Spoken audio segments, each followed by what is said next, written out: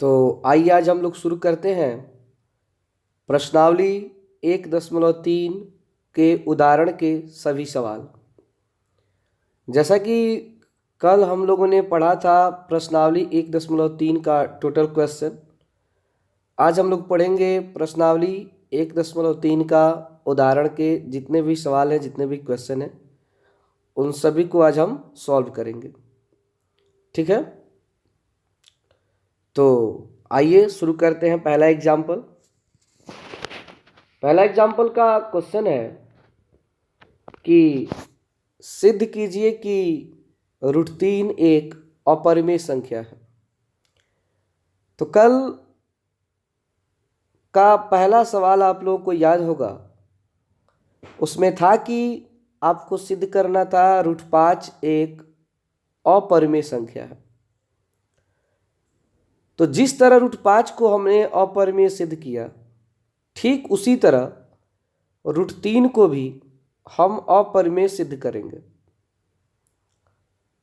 कल √5 √2 दोनों प्रूफ हुए थे और आपको हमने ये बताया कि कोई भी सवाल हो, अगर वो सिंगल रूप में हो, अकेला हो, उसमें रूट लगा हो, तो उसको सिद्ध करने का एक ही तरीका है जो कल हमने बता दिया, फिर आज भी चर्चा करेंगे।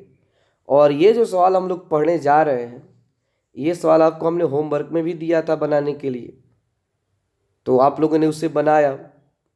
फिर भी आप लोग पता है कि अब कोई भी सवाल एग्जाम्पल हो या प्रश्नावली के जितने भी क्वेश्चन हैं, पहली बार तो सारे क्वेश्चन बताए जाएंगे, चाहे आपको आए न आए। लेकिन जब रिवाइज करवाया जाएगा, रिवीजन करवाया जाएगा, तो उस समय वही सवाल ज़्यादा फोकस किए जाएंगे जो सवाल आपको नहीं आता है या जो लोग क्लास मिस किए होंगे।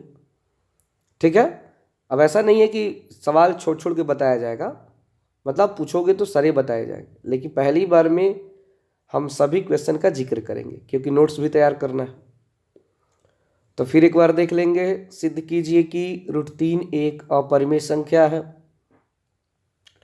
तो सबसे पहले लिखेंगे माना, कॉमा देंगे, पैराग्राफ छोड़ेंगे, √3 एक परिमेय संख्या है। तो कल हम बताए थे कि किसी भी संख्या को परिमेय क्यों माना जा रहा है। तो हमने ये बताया था कि अगर आप पहले ही अपरिमेय मान लेंगे तो फिर आप उसे प्रूफ क्या करेंगे, क्योंकि आपको प्रूफ तो यही न करना है कि जो संख्या है √3 वो अपरिमेय है। तो पहले ही जब उसे हम अपरिमेय मान लेंगे तो उसे हम परिमेय सिद्ध नहीं कर सकते हैं, सॉरी अपरिमेय सिद्ध नहीं कर सकते हैं। तो उल्टा मानते हैं। क्या मानते हैं? उल्टा मानते हैं कि √3 एक अपरिमेय संख्या है। कल 2 था तो हमने क्या माना था? √2 एक परिमेय संख्या है। 5 था तो √5 एक परिमेय संख्या है। उसी तरह 3 वाले को भी √3 एक परिमेय संख्या है। इतना क्लियर हो गया। फिर √3 लिखते हैं बराबर p/q। p/q क्यों लिखे? क्योंकि √3 को हमने परिमेय संख्या माना है। क्या माना है? परिमेय संख्या। और जब किसी भी संख्या को अगर हम परिमेय मान लेते हैं तो उसके बराबर में हमें p/q लिखना पड़ता है, क्योंकि परिमेय संख्या का अर्थ होता है p/q के रूप में होना चाहिए। तो √3 बराबर p/q, या √3 के बटा में कुछ भी नहीं है तो क्या लगा देंगे? 1 लगा देंगे। तो √3/1 बराबर p/q। √3/1 बराबर p/q। जब तिरछा तिरछी गुणा करेंगे तो √3 में जब q से गुणा करेंगे तो √3q, और p में 1 से गुणा करेंगे तो केवल p होगा। फिर आपको क्या करना है कि √3 गुणा में है तो कहाँ जाएगा? बटा में जाएगा। तो q का मान q बराबर p/√3। कल आप लोगों को याद होगा कि पहला सवाल जो 5 वाला हम लोग बना रहे थे कि √5 वाले को, तो वो आया था q बराबर p/√5। तो दोनों पक्षों में हमने क्या किया था? वर्ग करने पर दोनों पक्षों में वर्ग करने पर वर्ग कार क्या हुआ कि उसमें स्क्वायर करेंगे। तो देख लीजिए क्यू है तो पहले क्यू का स्क्वायर करेंगे, क्यू स्क्वायर दिखाई दे रहा है ना, बराबर का बराबर लिख देंगे। पी में भी स्क्वायर लगेंगे तो पी का स्क्वायर और √3 का स्क्वायर, तो पी का स्क्वायर बटा √3 का स्क्वायर। क्यू स्क्वायर का क्यू स्क्वायर लिख देंगे, पी स्क्वायर का पी स्क्वायर लिख देंगे, और जो स्क्वायर है 3 में और रूट लगा है तो उस स्क्वायर से रूट कैंसिल हो जाएगा, तो नीचे केवल 3 बच जाएगा। मतलब क्यू स्क्वायर का क्यू स्क्वायर बराबर का बराबर, पी स्क्वायर का पी स्क्वायर, स्क्वायर से रूट खत्म तो केवल 3, उसे मान लेंगे समीकरण 1। और देखिए यहाँ पे 3 से किस में भाग लग रहा है, पी स्क्वायर में। तो यहाँ पे नीचे क्या लिखेंगे जी कि यहाँ 3 पी स्क्वायर को विभाजित करता है, अर्थात 3 पी को विभाजित करता है। तो एक बार हमने क्या दिखा दिया कि 3 से पी में भाग लग गया, अब क्या दिखाएंगे 3 से क्यू में भाग लेगा, तो जाके वह क्या हो जाएगा, अंकगणित के आधारभूत नियम से तो √3 एक अपरिमेय संख्या हो जाएगा। तो आइए पहले अगला स्टेप देखते हैं।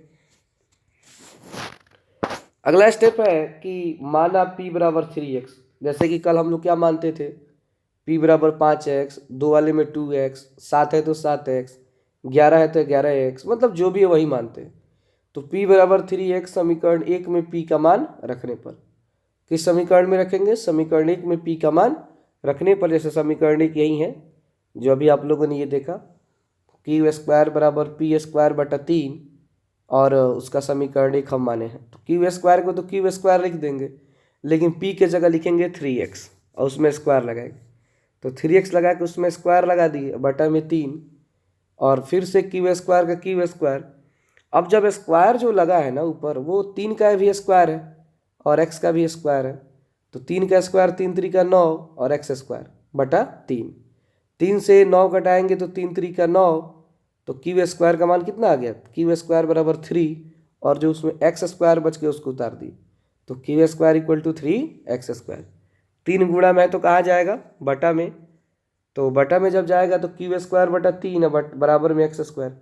यहाँ पे आप देखिए तो 3 से क्यू स्क्वायर में भाग लग गया, तो क्या लिखेंगे नीचे कि यहाँ 3 क्यू स्क्वायर को विभाजित करता है, अर्थात 3 क्यू को विभाजित करता है, तो अंकगणित के आधारभूत नियम से √3 एक क्या है, अपरिमेय संख्या है। तो समझ गए इसको। अब इसी के साथ अगला एग्जाम्पल समझ लेते हैं, एक के साथ सारे क्वेश्चन उतार लेंगे हम लोग।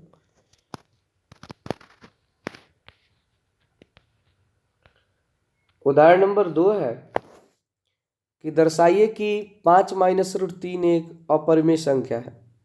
क्या दर्शाना है कि 5 माइनस √3 एक अपरिमेय संख्या है।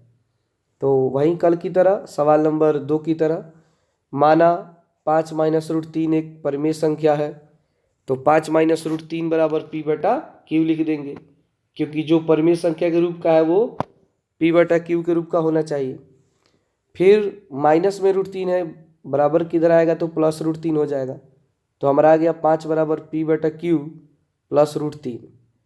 फिर से इसका भिन्न का जोड़ करेंगे, तो भिन्न का जब जोड़ करेंगे तो q p के बटे में तो q है, लेकिन √3 के बटे में कुछ भी नहीं है तो 1 है, तो q और 1 का लघुत्तम q, तो q के ऊपर p है तो p लिख देंगे प्लस, लेकिन √3 में कुछ भी नहीं है तो q से √3 में गुणा होगा, तो p प्लस क्यू √3 बटा q।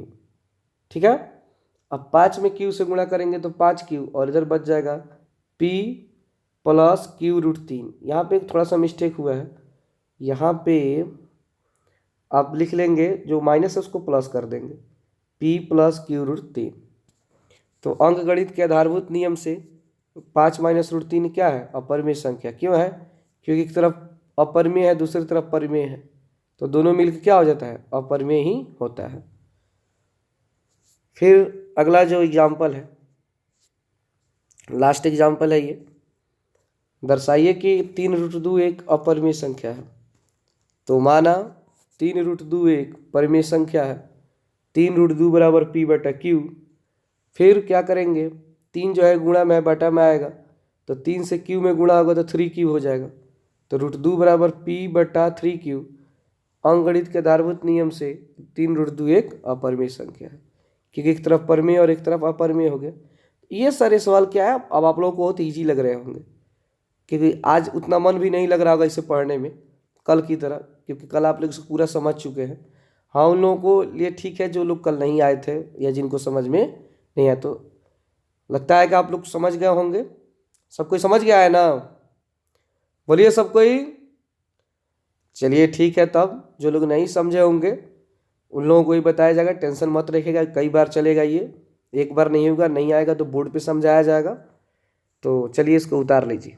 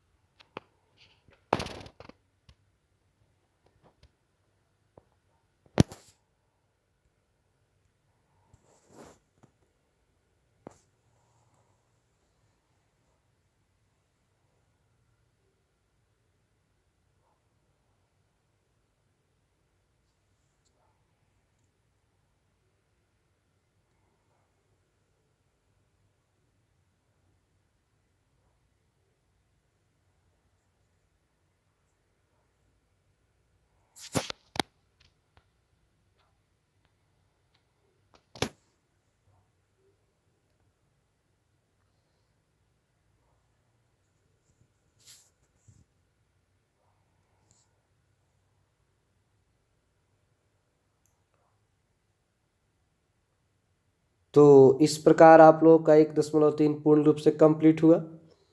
कल पहले चैप्टर का अंतिम चैप्टर 1.4 भी खत्म हो जाएगा, और इस तरह हमारा जो पहला जो चैप्टर है वो पूर्ण रूप से कंप्लीट हो गया। तो इसके बाद इस याद रखेंगे, इस चैप्टर से आपको 8 नंबर का टोटल सवाल आता है। कितने नंबर का? 8 नंबर का, मतलब 8 नंबर आपका फिक्स है। अगर आप एक पूरा एक पार्ट बढ़िया से तैयार कर चुके हो तो समझ लेना कि 8 नंबर आपका कोई रोकने वाला नहीं है। आराम से आप 8 नंबर लाओगे केवल इस चैप्टर से। तो बढ़िया से इसको रिवीजन करें। जो लोग क्लास छोड़े हैं वे लोग क्लास किसी तरह किसी से मांग कर इसको फेयर को पूरा करें, इसको समझें। नहीं समझ में आता है तो हमसे बोले, हम इसे बताएंगे। जितना बार मन करे उतना बार आप पूछ सकते हो, कोई दिक्कत नहीं है। बट आपको डेली टाइम से आइए, रोज आइए और समय से आइए, ठीक है ना? कुछ लोगों की तरह आधा घंटा बीतने के बाद मत आइए, नहीं तो उन लोगों के लिए बड़ा ही दिक्कत हो जाएगा, क्योंकि आधा अधूरा ज्ञान क्या होता है ना, खतरनाक होता है।